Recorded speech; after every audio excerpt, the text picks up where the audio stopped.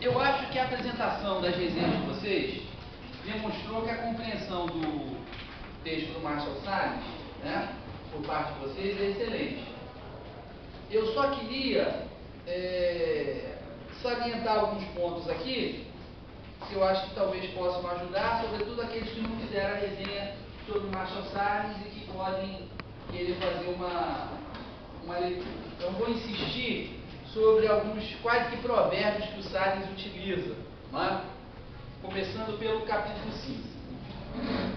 O primeiro é da questão das proposições para uma teoria da história baseada em caso havaiano. Vejam só, ele não propõe pouca coisa. Ele está propondo uma nova teoria da história.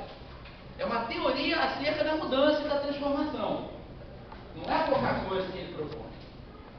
E a primeira questão que ele levanta, o primeiro ponto, seria de que o mundo não é obrigado a obedecer à lógica pela qual ele é concebido. Ou seja, mesmo que as categorias da cultura tentem enquadrar aquilo que está acontecendo, aquilo que é efetivamente novo, né, tende a ser enquadrado naquilo que nós já conhecemos, que as categorias sempre vêm do passado, é onde a sociedade estava organizada, num conjunto de valores, num sistema. Nem sempre essa novidade, que para ele vai ter duas dimensões, a dimensão do acontecimento e a dimensão do evento.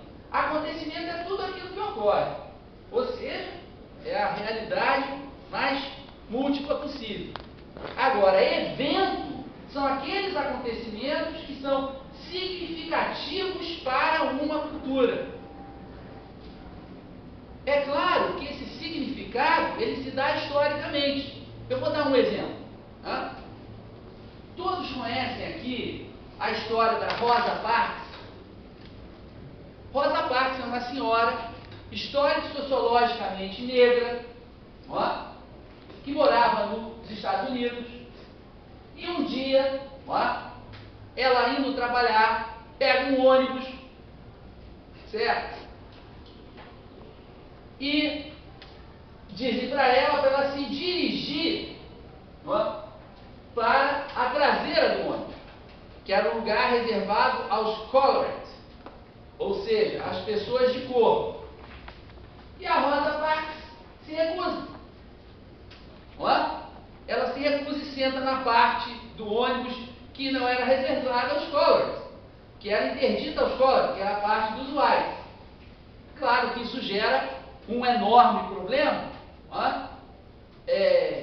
Claro que isso gera um enorme conflito, e a partir desse incidente, que nós podemos dizer que era um acontecimento, a partir daquele momento que a sociedade norte-americana tinha chegado a um acirramento enorme das suas contradições, né, raciais, aquele acontecimento da Rosa Parks vai se transformar num enorme evento, e vai ser um elemento que não deslancha, mas é um elemento que acirra e catalisa todo o processo de luta pelos direitos civis. Então vocês veem aí com um acontecimento aparentemente banal, não é isso? Uma senhora, um ônibus, indo para o trabalho, pode virar um evento, porque ele é culturalmente significativo. Tá?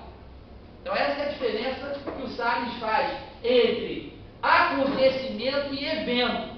O evento é aquilo que é culturalmente significativo, mas eu diria, é culturalmente significativo num determinado contexto, que ele vai chamar de estrutura da conjuntura. O que é? É um contexto, digamos assim, extremamente frágil.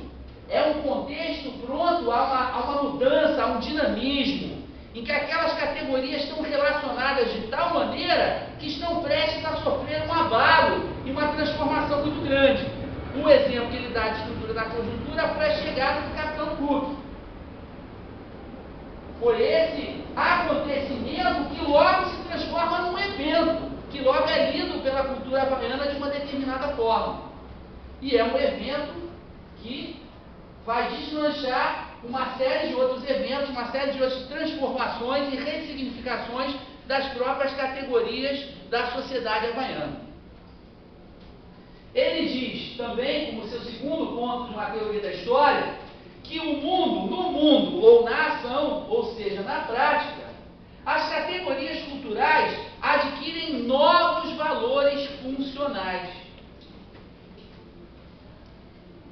Isso é fundamental. E essas categorias, essas mesmas categorias, serão transformadas, serão ressignificadas. E, obviamente, a cultura, que a gente poderia ver como um sistema, nesse ponto ele é levi-straussiano, né? A cultura como um sistema de elementos interrelacionados, com a diferença que ele atribui toda uma dinâmica, toda uma capacidade de transformação para esse sistema, para essas categorias e para esse sistema, porque ele insere o quê? Ele insere a ação humana, ele insere os interesses humanos. Ele insere a interpretação que cada um vai dar àquela categoria de acordo com a sua própria inserção no sistema social, por exemplo, no sistema político e, por que não, até no sistema econômico. Não vejo a análise do Salles como incompatível com uma análise, digamos assim, marxista. Não é. Por exemplo, se for o marxismo do Thompson, para o qual a cultura tem um papel central, né? E ela é parte da análise que ele faz, por exemplo, da própria Constituição, como eu já falei aqui, da própria classe operária, das classes sociais. Não é?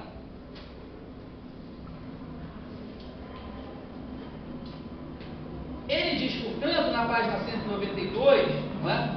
Antes na página 180, ele dá uma definição de cultura. Ele diz: a cultura funciona como uma síntese de estabilidade e mudança, de passado e presente, de acronia e sincronia. Ao invés de uma cultura ser algo estável, a cultura é sempre um entrecruzamento. A cultura é sempre algo instável, provisório, que na verdade funciona como síntese, que na verdade abarca vários elementos ao mesmo tempo, como a questão da estabilidade na mudança. Nós temos aqui o exemplo do rio. Não é? O Heráclito vai dizer, você não pode banhar-te 2 vezes, né? nas mesmas águas do rio, mas em compensação eu estou me banhando no mesmo rio.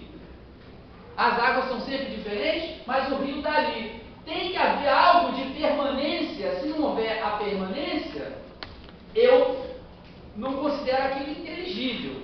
Não é que uma cultura vai se transformar totalmente, não é? Os sistemas, mas mudam os valores dos elementos que compõem essa cultura. Muda a relação entre esses elementos, mas ainda continua a distinguir aquela cultura como aquela cultura, como uma cultura havaiana. É isso que ele vai falar em relação ao sistema mundial.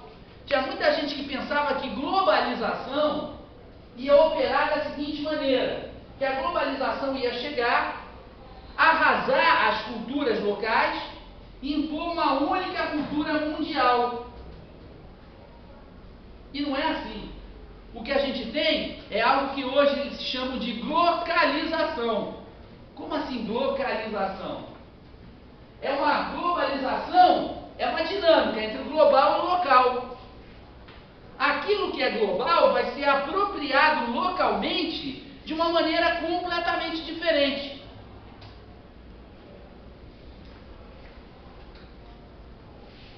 Você tem um bom exemplo do hip hop.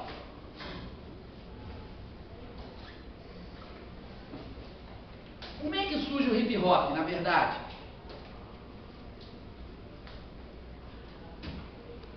O hip hop ele surge do abandono. O hip hop surge do gueto. Ele surge das camadas relegadas, não é? A uma sobrevivência mínima. Essas técnicas de scratch, né, de você pegar e ficar arranhando o disco, que são tão típicas do hip hop, né, elas se dão pelo fato de que esses jovens do gueto que eles tinham, eles buscavam no lixo. Era material jogado fora. E nos Estados Unidos é muito comum o cara botar o sofá, botar o aparelho de som, porque ele compra um novo, e depois ele compra mais outro, mais outro, mais outro. Então, esse pessoal do hip hop, ele começou trabalhando com sucata, com os materiais que estavam ali largados, abandonados, certo? E qual é a grande característica do hip hop? Você reconhece o hip hop por isso, né? Ele tem aquela estrutura rítmica que, se você for ver bem, é uma estrutura rítmica que está presente em boa parte da música negra, da música da diáspora africana. Você reconhece, não tem dificuldade, né? Uma pessoa que conhece samba, que conhece salsa, que conhece rumba, não tem dificuldade de compreender o hip hop. Não é a mesma batida, mas existe uma espécie de ritmo rítmico, né? E eles aproveitaram aquilo que ninguém queria, a sobra, o resto, para começar a construir um discurso sobre o mundo em que eles viviam e o lugar que eles ocupavam, tá? Isso obviamente veio com uma força enorme, porque ele tem uma estrutura tão aberta, não é? O hip hop tem uma estrutura tão básica que em cima daquilo ali qualquer um pode colocar a sua mensagem. O rap, que é um dos elementos da cultura hip hop, ele é rhythm and poetry, ritmo e poesia. Quer dizer, desde que tenha ritmo e poesia, é rap. Você pega uma batida, fica naquela batida, e o sujeito falando, né, de maneira ritmada, e mostrando com as mãos, mostrando com o corpo, que ele também está cantando e se movimentando naquele ritmo. Ora, o que os teóricos do sistema mundial pensavam? Vamos dizer, o hip hop vai chegar, não é? E vai se impor no mundo todo. Parece que é isso que aconteceu. O hip hop hoje em dia, eu já vi hip hop de mulheres argentinas, já vi hip hop de cubanos, para não falar do hip hop brasileiro, né? Que também existe. Agora, vocês acham que o significado que o hip hop tem no Brasil, né, a posição que ele ocupa dentro da nossa cultura, é a mesma que o hip hop que foi criado lá nos Estados Unidos? Ou o próprio hip hop que foi criado lá, ele hoje significa a mesma coisa? É claro que não. Mas não é hip hop? É hip hop ainda. Eu ainda reconheço como hip hop, mas ele, na verdade, é continuamente apropriado e reavaliado funcionalmente. Um dos elementos do hip hop, não é?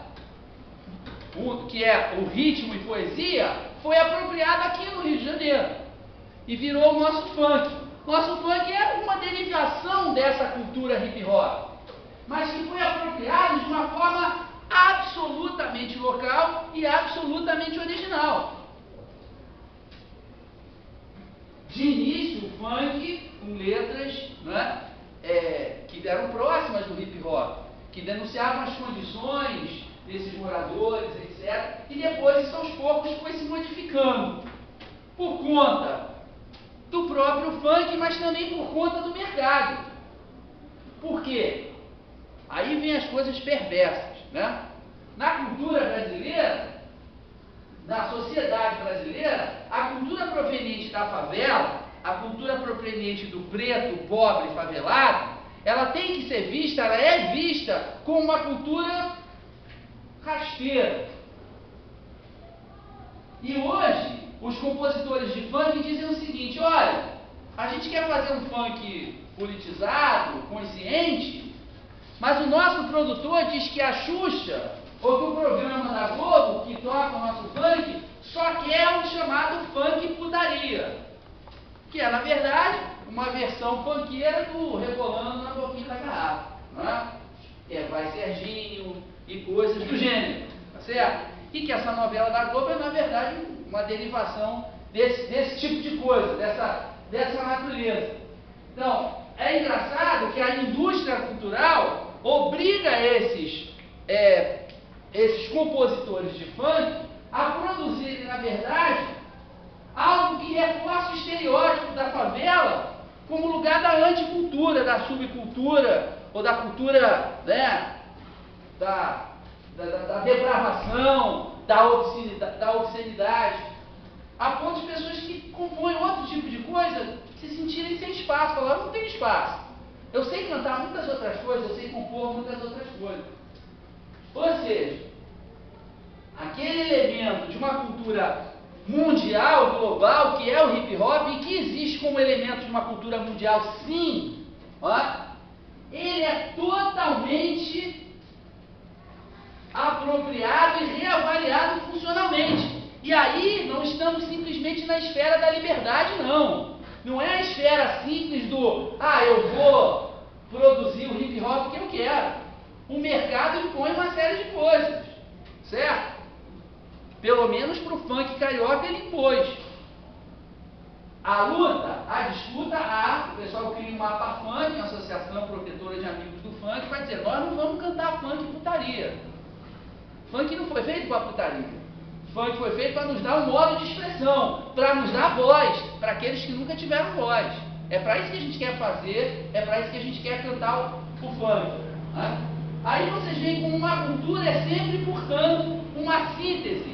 Uma cultura mundial apropriada localmente vai ser um bom exemplo de uma síntese de estabilidade e de mudança. Poxa, Alvino, era para falar do Salles, você falou do funk? Qual é o nosso objetivo? Não é ler o Salles. Nosso objetivo é ler o funk. Nosso objetivo é ler o funk, é ler o sistema político brasileiro, é ler as estruturas arcaicas da academia, né, brasileira, e não é a Academia Brasileira de Letras, tá? Dessa daí, então, nem se fala, né? Mas pelo menos tem literatura lá. Então, o nosso objetivo ao ler esses autores, o nosso objetivo a trabalhar com a teoria, é a gente tentar compreender o mundo que está ao nosso redor. Esse é que é o objetivo. Relacionar a história à antropologia, sim, mas porque a gente age como historiador do nosso próprio tempo. Se a gente não entender o próprio tempo, a gente não é historiador. É aquela velha história que eu já contei, do Mark Bloch e do Henri Pirenne, que era o mestre do Mark Bloch. Eles foram para a cidade de Bruges, não é? E para investigar os arquivos, não é? Os dois especialistas em Idade Média, o jovem Mark Bloch, então, né, e seu grande mestre, Henri Pirenne, foram na cidade de Bruges. O Mark Bloch louco para ir para o arquivo, né? Ter contato com as fontes históricas, e o Henri Pirenne falou, não, peraí, parava numa praça, olhava um artesão, assim, e o Mark Bloch, não, mas mestre, vamos para o arquivo? Não, meu filho, peraí, isso aqui é uma técnica, né, fantástica, que ainda foi preservada, e o Pirenne, para o desespero do Mark Bloch, queria ver uma nova Câmara de Deputados provinciais da cidade de Bruges.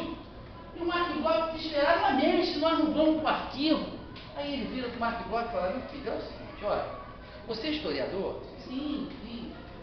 Então você tem que se interessar pelo seu tempo, o que está acontecendo agora. Para isso que a gente estuda a história, para compreender o hoje.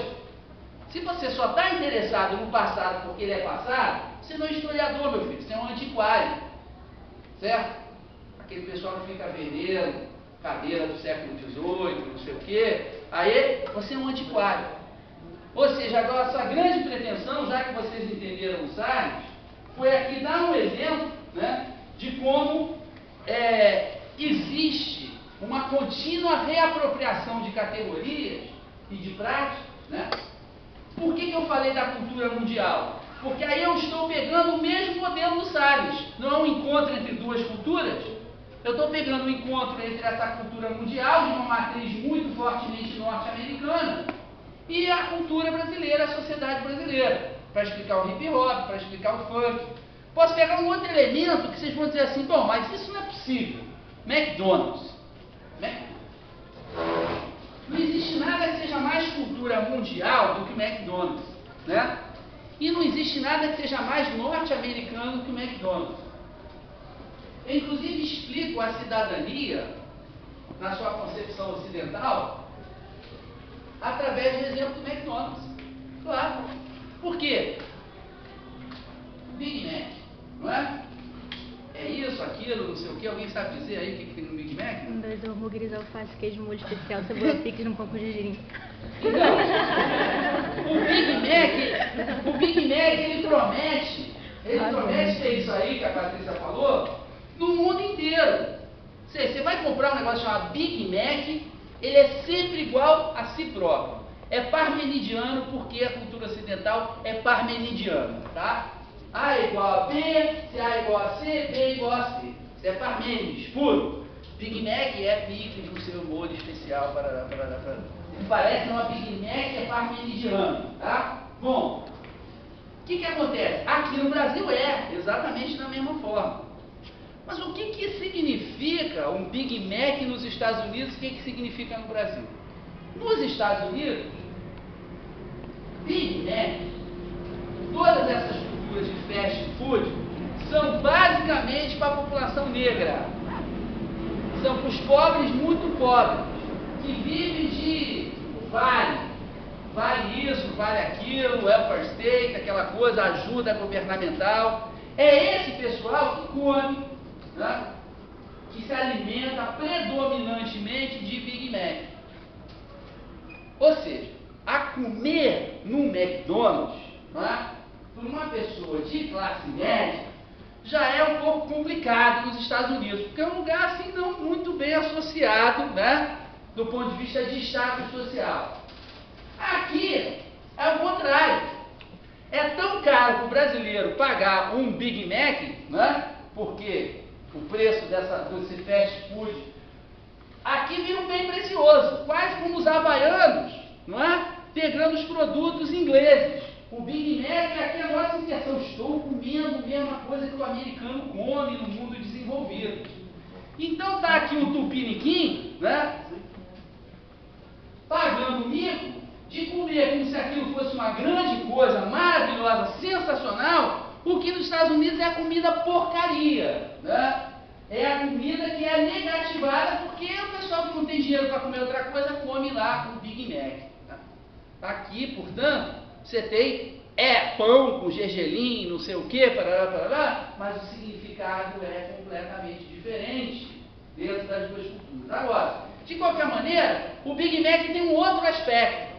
A ideia de que o Big Mac é igual para todo mundo é uma ideia de cidadania. Como assim é uma ideia de cidadania? A ideia de cidadania tem como seu aspecto central, fundamental, o quê? Igualdade. Direitos iguais. Certo? Direitos iguais. O que ocorre? Se todo Big Mac no mundo inteiro é não sei o que, alface, pão, com gergelim, tratamento igualitário, universal. Somos todos cidadãos, pagando aquele X, teremos direito a exatamente a mesma coisa em qualquer lugar do mundo. O Big Mac diz qual é o peso que tem cada hambúrguer, o pão, só falta falar a quantidade de alface, etc, etc. Bom, isso é o aspecto, né, de uma concepção de cidadania enquanto igualdade. E a cidadania se baseia na ideia de indivíduos isolados, certo? Isolados, separados, como se fossem átomos, cada um com um indivíduo, uma concepção universal de indivíduo, né? Mas que está totalmente separado. Qual é o antítese do Big Mac? Angulo Gomes. Angulo Gomes. Angulo Gomes é a sociedade hierárquica, é a sociedade relacional. Por quê? O Angulo Gomes, como o nome indica, é um angu, mas é angu com carne. Pode ter mais angu e menos carne. Pode ter mais carne e menos angu. Ou pode ter, dependendo da sua relação com o sujeito que te serve, pode ter muito angu e muita carne. Depende de você como constrói a relação. Então a sociedade hierárquica, ninguém é igual a ninguém. Os direitos são totalmente diferentes. Se é a primeira vez que o cara está te servindo, ele pode ir olhando para a sua cara, pode te dar mais ou menos a ração normal. Pô, se ele é muito teu amigo, ele já, não, olha, bota mais pimenta, bota mais isso, bota mais aquilo, bota mais... Não tem uma porção do angu do Gomes fixa. Não se diz qual é a quantidade de angu, qual é a quantidade de carne. É o arbítrio total e completo. Não é a sociedade da cidadania. o que é o jeitinho brasileiro? O que é esse negócio? Levar vantagem em tudo, mas na verdade é isso, é uma concepção que não é de cidadania, concepção de relação e de hierarquia. Eu construo uma relação, vou ser tratado de acordo com a relação. Então era um amigo meu falar, pois é, na padaria tratava todo mundo bem, falava, Dona Maria, capricha aí na manteiga, tá? É o anti-Big Mac, que pode botar mais ou menos manteiga no pão. São duas concepções, uma de cidadania, de direitos iguais para indivíduos que são átomos totalmente separados, e de uma concepção hierárquica, que eu vou construir relações e a partir dessas relações eu vou... Então vocês veem como é que a cultura está presente, inclusive nas formas de comer, e ela denota, inclusive, sistemas políticos diferenciados.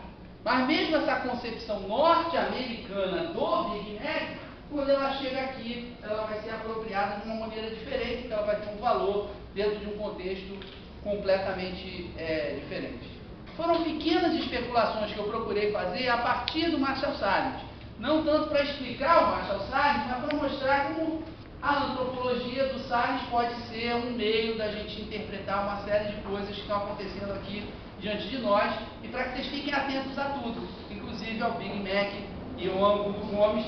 Né? Espero que vocês vão almoçar agora, vocês não vão comer Big Mac, e sim alguma coisa mais próxima ao ângulo Gomes. Gente, obrigado, até segunda-feira que a gente vai trabalhar alguns dias.